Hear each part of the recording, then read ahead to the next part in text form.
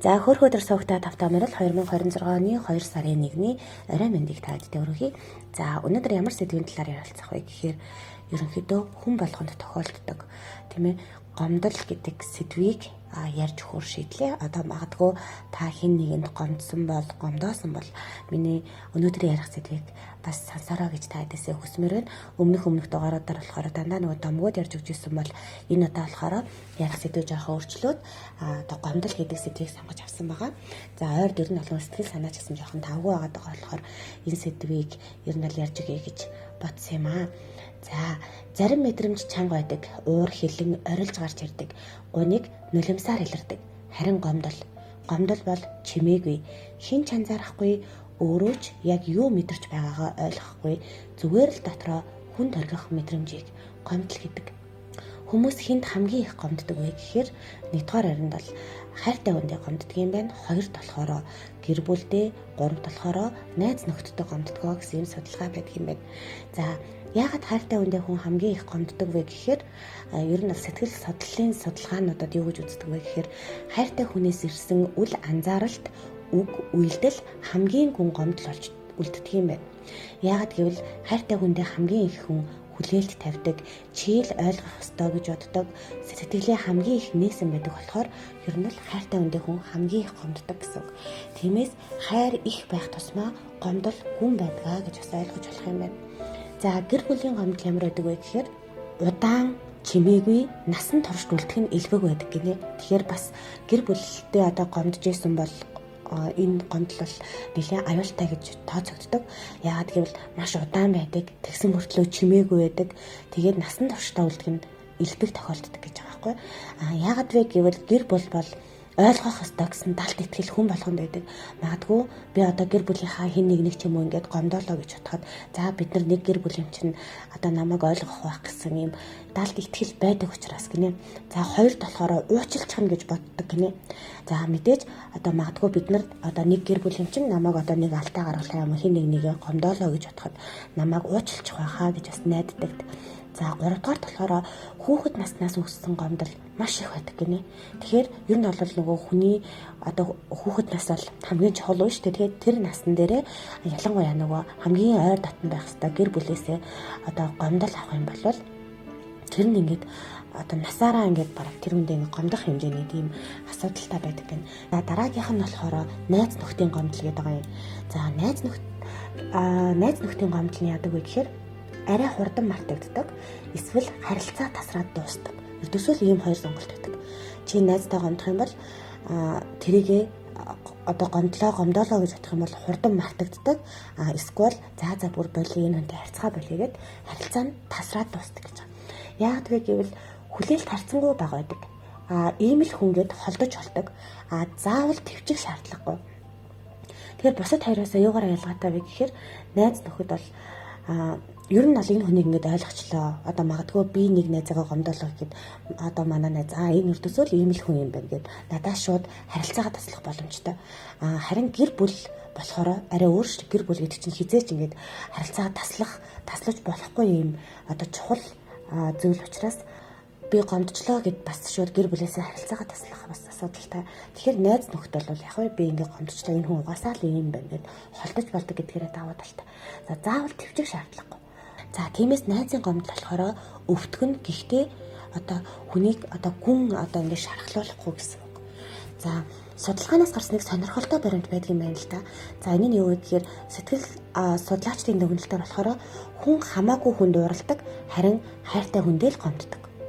Тэр энэ айгу хүмүүс яг ингээд яг бодмоор зүйл байгааз хүн мэдээж магадгүй годамд таарсан ингэ танихгүй хоёр хүн мөргөлдлөө гэхэд тэр хүнд уурална гэхээс биш гомддгүй ш. Харин хайртай хүндээ ойр дотны хүндээ л хүн хамгийн их гомддог. Яагаад гэвэл уур бол хамгаалалт, гомдол бол итгэл гэж байгаа. Тэр энэ маш чухал асуудал. За тэгвэл гомдол хаанаас эхэлдэг вэ гэхээр гомдол ихэвчлэн итгэлээс эхэлдэг. Чи ойлгоно гэж итгэсэн үед, чи ингэхгүй гэж найдаж байсан үед, чи надад ингэж хандах ёсгүй гэж бодсон үед. Гэхдээ тэр хүн анзаараагүй, ойлгоогүй, эсвэл анзаарахыг хүсээгүй. Тэр мөчөд уурлаагүй байж магадгүй, уйлж чадаагүй байж магадгүй. Гэхдээ дотор нь нэг юм одоо ингэж үлдсэн гэсэн. магадгүй чи найзаагаа ч юм уу хайртай хүний ч юм уу за энэ хүн л намайг ойлгоно гэж итгэцэн байхад одоо тэр итгэл нь ингээд алдуурах юм уу тийм ээ тэр яг өөрийнх нь боцноос одоо арай зөрүүтэй юм үйлдэл хийх ч юм уу тэр үед хүн гомддог. Ер нь бол хүний хамгийн ойр дотны хүмүүс найз нөхөд гэр бүл хайртай хүнийг хүнэл хүн хамгийн түрүүнд энэ хүн л намайг ойлгоно гэж боддог шүү дээ. Тэгэхээр яг тэгж одоо итгэсэн хүндэл хүн хамгийн их гомддог гэнэ. За гомдол яагаад аюултай вэ гэж гомдол бол ерөнхийдөө аюултай. За яагаад аюултай вэ гэхээр хамгийн гол нь чимээгүй хоримтлагддаг. Хүн гомдсон үедээ ихэвчлэн ингэж боддог гинэ. За яг хөө твчээ дараа өөрөө ойлгох байлгүй дээ. Одоо ингэж хэлчихвэл муухай юм болох байх гэж боддог. Гэтэл хилээгүй гомдол болохоор итгэлийг идэн, хайрыг басгана, дотроос нь хүйтэн болгоно. Эцэст нь хүн ингэж хэлдэг гинэ. Би аль хэдийн ядарчлаа. Гэтэл тэр ядаргаа нь нэг өдөр нэг үгнээс биш олон удаа хэлэгдээгүй гомдлоос бий болсон байдаг. Тэр одоо магадгүй чи найзтайгаа ч юм уу эсвэл хайртай хүний ч юм уу ингээ гомдоцсон байгаа тохиолдолд тэр үнтэйгээ ярилцах хэрэгтэй. Тэгэхгүй бол тэр гомдол нь ингээл даамжраал яваад байна. Тэгээд хамгийн сүлд нь болохоор харилцаагаа огт одоо ингээд ор мөргөө дуусгах ч гэдэг юм аюултай одоо зүйлүүд болох боломжтой гэсэн юм санааг бол илэрхийлдэг юм байлаа. За гомдсон хүн яаж өөрчлөгддөг вэ гэхээр гомдсон хүн бага ярддаг, их боддог, аажмаар холддог. Тэр хүн орилохгүй, маргалдахгүй зүгээр л өмнөх шигээ байхаа болдог гэж байна. Одоо энэ ч гэсэн магадгүй одоо хасуудын үед гэх юм бол хамгийн ойрын жишээ гэхэд хайртай найз охин ч юм уу найз залуу ч юм уу нэгэндээ гомддог шүү дээ. Гэтэ тэрийгээ ярьдаггүй тийм ээ. Би чамд ингэж гомдлоо, инглээ тэглээ гэж ярихгүй байх нь хамгийн аюултай гэсэн. Тэгээд ярихгүй ингээд бангууд нөгөө хүн нь болохоор зүгээр юм байна гэж ойлгоно тийм ээ. Гэхдээ тэр хүн хизээч өмнөх шигээ одоо байха болно гэсэн үг байхгүй юу? Инээмсэглэл нь цөөрн, ярих зүйл нь багасна, хамт байхад хүртэл одоо хол зай мэдрэгдэнэ гэж байна. Гэхдээ хамгийн аимшигтай нь гомдсон хүн эхлээд сэтгэлээрээ дараа нь биеэрээ явдаг. Энэ бүр аягүй чухал байгаас гомдсон хүн эхлээд сэтгэлээрээ дараа нь биеэрээ явдаг гэж. Хамгийн эхлээд тэр хүнийг их сэтгэлгүй болно. Тэгээ сэтгэлгүй ингээд хүн одоо хамт удаан байна гэж байхгүй шүү дээ. Тэгээд дараа нь эрдвсээ болио гэд биеэрээ явдаг гэсэн юм санааг илэрхийлж байна. За гомдол бол сул дорой зам биш ээ. За хүмүүс ингэдэгтэй. За ер нь бол энэ айгүй гомдомтгой тий. Юунд нь гомддгийг ингээл ийм зүйлээ зөндөө өгдөг шүү дээ. Гэтэ гомдол бол ерөнхийдөө сул дорой зам биш юм. Зарим хүмүүс гомдлыг сул зан, хит мэдрэмтгий байдал, эмзэглэл гэж ойлгодог. Гэтэл үнэндээ гомдол бол чи надад хамгийн ойр хүн, чи миний хамгийн их итгэлийг хүлээсэн, чи л намайг ойлгоно гэсэн дохио аахгүй. Хэрвээ чи хин нэгэнд огт хамаагүй бол чи гомдохгүй. Түрүүн бүгдээр ярьжсэн шүү дээ. Танихгүй хүндээ ууралдаг, харин итгэсэн хүндээ гомддгоо гэдэг. Тэр гомдол зөвхөн хайрлсан, итгэсэн, хүлээсэн хүнд л төрдөг. За яагаад гомдлоо хүн хэлж чаддаггүй вэ гэхээр ихэнх хүн болохоор гомдлоо хэлж чаддаггүй гинэ.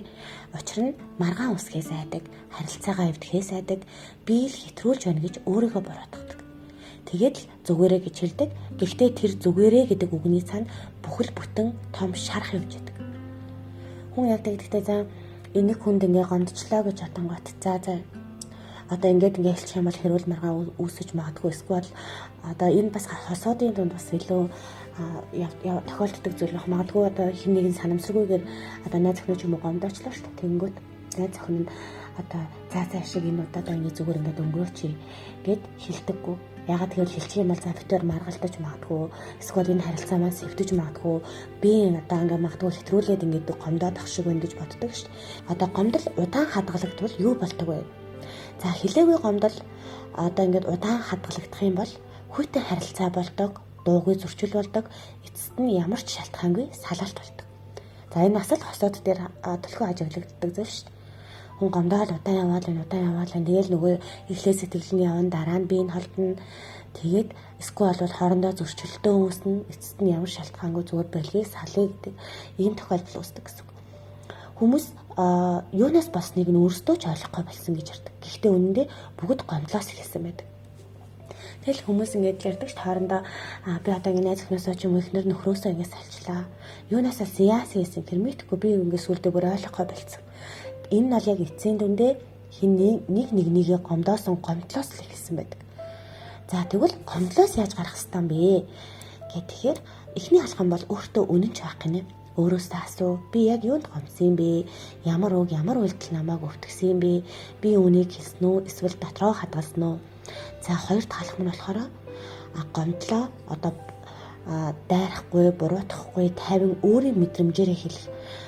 Чи намайг өстө ингээд гомдоосчлоо гэл ингээд ууралж бохомдож хашгирахгүйгээр одоо яг өөрийн мэдрэмжээр яг ийм байна, ийм асуудал байна гэдгээ одоо ярилцах хэрэгтэй юм шиг байна. Жишээ нь чи надад хизээж анхаарал тавьдаггүй. Би бол тэр үед ингээ ганцаардчихсэн, тэр үед чи намайг огт анзаараагүй ч гэдэг юм уу. Одоо иймэрхүү байдлаар хэлэх хэрэгтэй юм шиг байна. За тэгвэл хүн бүр ер нь гомддоггүй. Эсвэл бол ингээ зарим хүн болохоор манай энэ зүст үнэхээр гомддоггоо гэдэг шүү дээ. Тэгэхээр хүн бүр гомддог.